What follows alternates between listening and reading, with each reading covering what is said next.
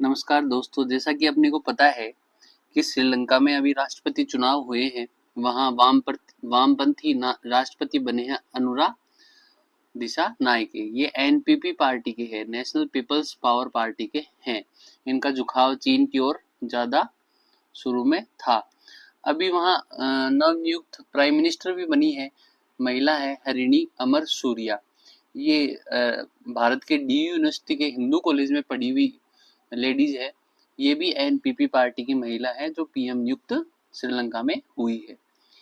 Periodic labour force का सर्वे अपन ने कल देखा, उसमें अपने को पता चला कि बेरोजगारी 3.2% 2023-24 की बेरोजगारी दर है, जो 2022-23 में भी 3.2% थी। मतलब बेरोजगारी न तो बढ़ी न घटी। अभी इसमें बताया गया है कि गोवा में 8.5% सर्वाधिक बेरोजगारी है, जबकि गोवा पर्यटन सिटी के रूप में जाना जाता है, सर्वाधिक पर्यटन है, फिर भी वहां बेरोजगारी सबसे ज्यादा है। वह एमपी में 0.9% ओनली, 1% से भी कम बेरोजगारी है। राजस्थान में जो कोटा सवाईमाधोपुर ट्रैक है, 108 किलोमीटर का रेलवे ट्रैक है, वहां पे कवच उस ट्रैक को कवच से लेस किया गया। इसका मतलब कि रेलगाड़ी अगर वहां से जाएगी और बीच में मान लो कोई फाटक खुला है, तो वो कवच उसमें जो है उसके द्वारा क्या करेगी, रेल फाटक खुला है ये चेतावनी रेल को पहले ही मिल जाएगी, वह रेल उस फाटक से पहले ही रुक जाएगी, ऑटोमेटिक ब्रेक उसमें लग जाएंगे। ऑटोमेटिक ट्रेन प्रोटेक्शन सिस्टम कवच 4.0, रेल मंत्री अश्विनी वैष्णव ने इसका उद्घाटन किया। बीएसएफ बॉर्डर सिक्योरिटी फोर्स जो पहली पंक्ति की भारत की सेना सुरक्षा पंक्ति है, इसका स्थापना दिवस 1 दिसंबर को अब की बार राजस्थान के जोधपुर में आयोजित होगा। गांधीनगर जो जयपुर में रेलवे स्टेशन है, वह देश का प्रथम कवर्ड रेलवे स्टेशन बनेगा। कवर्ड मतलब रेलवे स्टेशन के ऊपर भी एक रूफ होगी, छत होगी, जिसके ऊपर कुछ दुकानें या फिर निजी तौर पर उसको यूज में लिया जा सकता है और पूरा रेलवे स्टेशन कवर होगा। ये बात है। एशियाई पावर इंडेक्स अभी जारी हुआ, जिसमें भारत 3rd स्थान पर, मतलब एशिया में 3rd महाशक्ति भारत बन गया है। बाकी अमेरिका का और वह चीन का दूसरा स्थान है और तीसरा स्थान भारत का है। भारत रूस व जापान को इस एशिया पावर इंडेक्स में पीछे भारत ने कर दिया है। कोई आर्टिकल था इन दिनों, आपको पता है कि तिरुपति के जो आंध्र प्रदेश में तिरुपति मंदिर है, वहां के जो प्रसादम है, जो लड्डू है तिरुपति के, उनमें कुछ मछली का तेल या फिर कुछ नॉनवेज पाया गया है। तो इन दिनों राजस्थान में भी खाद्य विभाग मिलावटखोरों के खिलाफ सक्रिय हो गया। ये सक्रियता होनी भी चाहिए क्योंकि पहले से होती है, लेकिन कुछ कुछ दिनों के लिए सक्रियता देखने को मिलती है। इस आर्टिकल में बता रखा है कि सरकार कुछ दिनों तक तो सक्रिय रहती है, फिर ठंडे बस्ते में बैठ जाता है मामला। और अगर सक्रिय रहती भी है, किसी पे कार्रवाई भी करती है, तो उस कार्रवाई करने के बाद उस निर्माता को क्या सजा मिली, इसकी कोई चर्चा अखबारों में, न्यूज़पेपर में नहीं आती है। ये सारी जिम्मेदारी खाद्य विभाग व चिकित्सा विभाग की जिम्मेदारी होती है। और अगर सरकार सक्रिय रहती है, उसने किसी मिलावटखोर को पकड़ लिया तो ठीक है, लेकिन कार्रवाई इतनी लेट चलती रहती है कि उसका जो नकली मिलावटी सामान है वो तो बाजार में पहले ही खप जाता है, पहले ही उसकी बिक्री हो जाती है। और इसमें यह भी कहा गया है कि लोगों को इतना सक्रिय होना चाहिए, छोटी छोटी डिवाइस होनी चाहिए जिससे लोग बाग दूध दही इनका हाथों हाथ मिलावट का पता चल सके। और फिर इसमें ये सब बातें कही गई है। जब तक मिलावट साबित होती है, अशुद्ध उत्पाद बाजार में खपत हो जाते हैं। करीब 1 दशक पहले मोबाइल प्रयोगशालाएं चली थी भाई। उसमें ये था कि जैसे ही मिलावट पकड़, मोबाइल प्रयोगशाला से ये था कि तुरंत वह जाकर प्रयोगशाला वहां पे चेकिंग करती और मिलावट पकड़ में आती उसको बैन कर देती। तो हाथों हाथ जांचने का बंदोबस्त किया था, लेकिन अभी फिलहाल ये बंद है और इसका कारण अभी कोई राजनीतिक कारण रहे होंगे, इस कारण ये बंद हो गई। और आगे बताया गया है कि तेल घी मसाले दूध आदि की शुद्धता जांचने का काम आसानी से हो सके, लोगों को ऐसे उपकरण उपलब्ध करवाए जाने चाहिए। आगे है कि सांझी पर्व, ये आपने को पता है कि भाद्रपद की जो पूर्णिमा आती है उससे लेकर अश्विन अमावस्या तक सांझी पर्व बनाया जाता है। इसमें क्या होता है कि ये यूपी, महाराष्ट्र और राजस्थान आदि प्रदेशों में ये मनाया जाता है। इसमें बेटियां, जो परिवार की बेटी होती है, वो क्या करती है, घर के बाहर गोबर से ऐसे इस प्रकार की सांझी माता बनाती है और अलग अलग दिन अलग अलग चीजें, किसी दिन छबड़ी बना दी, किसी दिन शंकर भगवान को बना दिया, शिव पार्वती का जोड़ा बना दिया, ऐसे बनाती है। इससे रहता है कि भाई पितर खुश रहते। तो कहीं इसको अलग अलग नाम से पुकारा जाता है, जैसे ब्रजमंडल उत्तर प्रदेश में और राजस्थान में इसे झांझी कहते हैं, महाराष्ट्र में गुल्लाबाई कहते हैं, बुंदेलखंड, मालवा व निमाड़ एमपी में से संजा सहेलड़ी पर्व कहते हैं। यह देवी की उपासना से संबंधित पर्व है। बेटियां अपने परिवार की खुशहाली के लिए भाद्रपद पूर्णिमा से लेकर अश्विन मास की अमावस्या तक संजा देवी की पूजन करती है। पर्व के पीछे की कोई कथा दे रखी है कि भाई निमाड़ की एक कथा के अनुसार देवी के श्राप के प्रभाव से बचने के लिए 16 दिन तक लड़कियां दीवार पर गोबर की संजा बनाई थी और देवी ने आशीर्वाद दिया कि आपकी सभी मनोकामना पूर्ण होगी।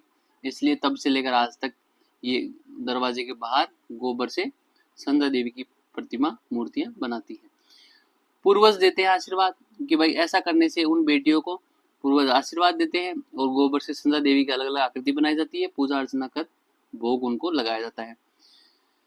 इस प्रकार अलग अलग दिन, जैसे एकम को पंचा बनाते हैं, द्वितीया को बीज, तृतीया को छाबड़ी, चतुर्थी को बिजोरा, पंचमी को गोरा पार्वती, षष्ठी को चोपड़ा, सप्तमी को सप्तऋषि तारामंडल, अष्टमी को फूलों की आकृति, नगाड़े ढोल, नवमी को डोकरा डोकरी और दशमी को बीजना पंखा, एकादशी को केले की झाड़ू व द्वादशी को मोर मोरनी। वैसे उदयपुर में मत्स्येंद्र नाथ का मंदिर सांझी का मंदिर कहलाता है। नाथ द्वारा में केले की सांझी फेमस है। अगला आर्टिकल है एक देश एक चुनाव को लेकर। इस आर्टिकल में कहा गया है कि भारत विश्व का लोकतंत्र सबसे बड़ा है, ये एक देश एक चुनाव को मंजूरी यहाँ पर मिल गई है। चूंकि पहले भी ये हुआ है, 1952 से लेकर 1967 तक अपने जो लोकसभा थे, राज्यसभा थे, विभिन्न चुनाव एक साथ ही करवाए गए थे, किंतु यह सिलसिला विभिन्न राज्यों में राजनीतिक अस्थिरता के चलते टूट गया। फिर क्या हुआ, राज्यों में सरकारें अलग पार्टी की बनने लगी। पूरे देश में कांग्रेस की थी उस समय और राज्यों में अलग अलग पार्टी की बनने लगी, इसलिए सिलसिला एक देश एक चुनाव हो नहीं पाया। अब इसमें ये बात कही गई है कि भाई एक देश एक चुनाव के पक्ष में ये बात है कि संसाधनों का तो कुशल उपयोग होता है, समय की बचत हो जाती है, लेकिन दूसरी तरफ इसके विपक्ष में तर्क ये है कि इससे संविधान संशोधन को व्यापक संविधान संशोधन करना पड़ेगा। फिर इसके पक्ष में ये तर्क है कि विकास से जुड़ी हुई जो बाधाएं हैं वो हट जाती है। क्या होता है कि जब पूरे देश में मान लो बीजेपी की सरकार है और यहाँ राज्यों में कांग्रेस की सरकार है, तो विकास, और हर 6-6 महीने में चुनाव होते हैं राज्यों में, तो मान लो कोई योजना चल रही है सेंटर से, तो वो क्या आचार संहिता के कारण वो योजना पूरी नहीं हो पाती है, वह विचारधारा न मिलने के कारण भी वो योजना पूरी नहीं कर पाते हैं।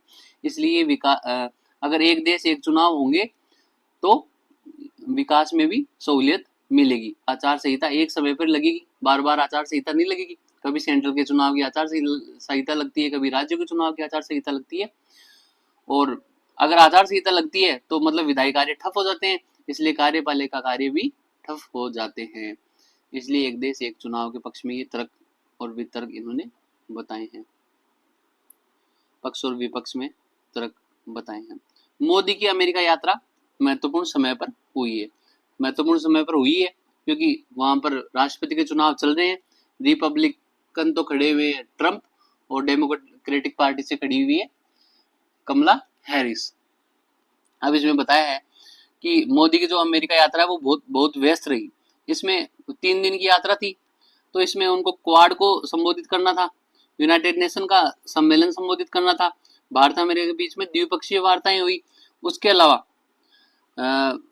ये डेलावेयर में तो क्वाड का शिखर सम्मेलन हुआ। न्यूयॉर्क में प्रवासी भारतीयों का कार्यक्रम में संबोधित किया। 15,000 प्रवासी भारतीय वहां थे, उनको मोदी ने संबोधित किया और उन प्रवासी भारतीयों को मोदी ने कहा कि आप तो पुल हो अमेरिका व भारत के बीच में। और इसी समय अमेरिका में चुनाव के मौसम चल रहे हैं, वहां चुनाव, राष्ट्रपति के चुनाव हो रहे हैं। अगले साल की शुरुआत में बाइडेन मैदान से बाहर हो जाएंगे, क्योंकि वो चुनाव नहीं हो रहे हैं। तो कौन कमला हैरिस व डोनाल्ड ट्रंप में कौन जगह लेगी, ये देखने देखना होगा। और भारत और अमेरिका के बीच में फिलहाल एक नाजुक दौर से गुजर रहा है। अमेरिका ने थोड़े दिन पहले भारत पर अमेरिका में रहने वाले जो खालिस्तानी अलगाववादी थे गुरवंश सिंह पन्नू को हत्या के आरोप का, तो अलगाववादी गुरवंश सिंह पन्नू की हत्या का आरोप भारत पे अमेरिका ने लगाया, लेकिन भारत ने इस आरोप का खंडन किया। तो ये अमेरिका व भारत के रिश्तों में तल्खी थोड़ी सी दिखाई दी, लेकिन इसने निश्चित रूप से वाशिंगटन के प्रति हमारे बुरे अनुभव को निर्मित किया कि भारत विरोधी तत्वों को उन्होंने खुली छूट दी। प्रधानमंत्री की यह जटिल अमेरिका यात्रा उन्होंने विभाजित अमेरिका रणनीति के बीच में तलाशनी थी और अमेरिका से भारत के हालिया मतभेदों को सुलझाना था और 10 वर्षों के लाभों को आगे बढ़ाना था। अब जो बाइडेन के साथ उन्होंने बैठक करी, जो द्विपक्षीय वार्ता थी, उसमें उन्होंने अंतरिक्ष सहयोग, सेमीकंडक्टर, ग्लोबल साउथ और किलर ड्रोन्स के बारे में चर्चाएं की। कोलकाता में यूएस स्पेस फोर्स द्वारा एक चिप प्लांट के निर्माण की घोषणा भी की गई, सेमीकंडक्टर चिप प्लांट निर्माण की घोषणा भी की गई। यह भारत का पहला राष्ट्रीय सुरक्षा चिप निर्माता संयंत्र कोलकाता में होगा। ये भारत और अमेरिका के बीच में सहयोग चिप निर्माण में होगा। दोनों सेनाओं के लिए चिप का उत्पादन भारत अमेरिका मिलकर करेंगे। नई दिल्ली अमेरिका सरकार और निजी क्षेत्रों दोनों के लिए सहयोग का विस्तार कर रही है और भारत अमेरिका से 31 प्रीडेटर ड्रोन्स खरीद रहा है। मोदी ने अपनी यात्रा के दौरान गूगल के सुंदर पिचई व अनेक टेक दिग्गजों से 15 टेक एग्जीक्यूटिव समूह से बात करी, उनको कहा कि आप भारत में निवेश करो। भारत के प्रति उन्होंने भरोसा दिलाया और प्रवासी भारतीयों का जो उन्होंने 15,000 प्रवासी भारतीयों को वहां संबोधित किया, उनको कहा कि एक सेतु और वैश्विक हितों के लिए एक ताकत के रूप में उनको पेश किया। भारत और अमेरिका के बीच में प्रवासी भारतीयों को सेतु के रूप में बताया। चूंकि वहां गए प्रधानमंत्री मोदी, लेकिन पिछली बार तो उन्होंने ट्रंप का खुलकर समर्थन किया था हाउडी मोदी प्रोग्राम में 2019 में। इस बार उन्होंने न तो ट्रंप का समर्थन किया न कमला हैरिस के बारे में कुछ कहा। ये भारतीय राजनीति की परिपक्वता को दर्शाता है। ये यात्रा मोदी की यूक्रेन और रूस की यात्राओं के बाद में रही। तो मोदी पुतिन व जेलेंस्की, जो पुतिन रशिया के हैं और जेलेंस्की यूक्रेन के राष्ट्रपति है, से मुलाकात करके शांति का आह्वान किया था। और भारत रणनीतिक स्वायत्ता को बताता है। रणनीतिक स्वायत्ता का मतलब अलगाववाद नहीं है। भारत अलग नहीं रहना चाहता, भारत फैसला करवाना चाहता है, लेकिन रणनीतिक स्वायत्ता के साथ में। भारत और अमेरिका के रिश्ते परिपक्व व लचीलेपन के अतीत में हैं। दोनों के बीच में विश्वास की बहुत कमी दिखती थी। पहले भारत और अमेरिका के बीच में विश्वास की बहुत कमी थी, लेकिन अब फिलहाल कोई बड़े मुद्दे नहीं है। एक ही खालिस्तान का मुद्दा जो अभी कुछ दिनों पहले आया, उसके अलावा कोई बड़े मुद्दे भारत और अमेरिका के बीच में सहयोग के ही है, संघर्ष के कोई मुद्दे नहीं है।